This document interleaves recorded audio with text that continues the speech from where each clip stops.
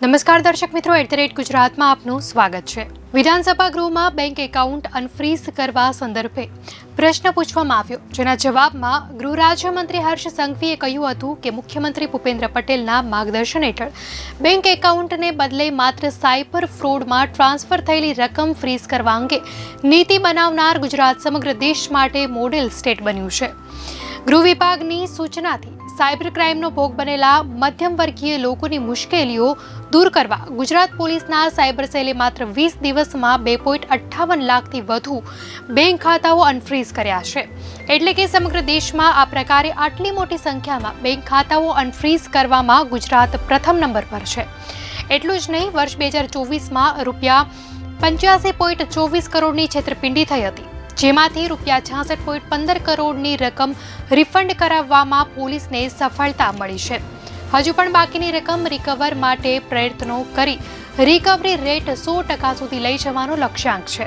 નવી નીતિ પ્રમાણે હવે આખા એકાઉન્ટને બદલે માત્ર છેતરપિંડી સાથે સંકળાયેલી ચોક્કસ રકમને જ ફ્રીઝ કરવામાં આવશે।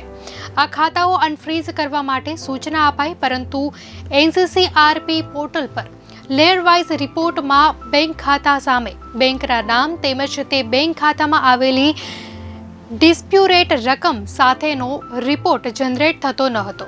બાદમાં મિનિસ્ટ્રી ઓફ હોમ અફેર્સ નવી દિલ્હી સાથે આ બાબતે જરૂરી સંકલન સાધી તે બાબતે સતત ફોલોઅપ મેળવી આ માહિતી સાથેનો રિપોર્ટ મેળવવા NCCRP પોર્ટલ પર સુધારો કરાવવામાં સફળતા મળી અને હાલમાં આ જરૂરી સુધારા સાથેનો રિપોર્ટ જનરેટ કરી શકાય છે।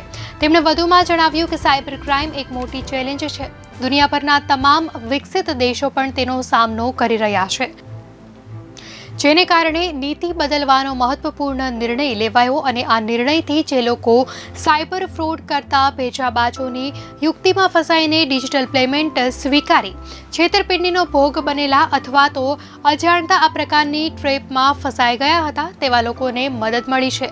નવી પોલિસી મુજબ બેંક ખાતાની કુલ રકમને બદલે હવે છેતરપિંડી થઈ હોય તેટલા જ નાણાં ફ્રીઝ કરવામાં આવશે। એટલે કે હવે આખા એકાઉન્ટને બદલે માત્ર છેતરપિંડી સાથે સંકળાયેલી ચોક્કસ રકમને જ ફ્રીઝ કરાશે।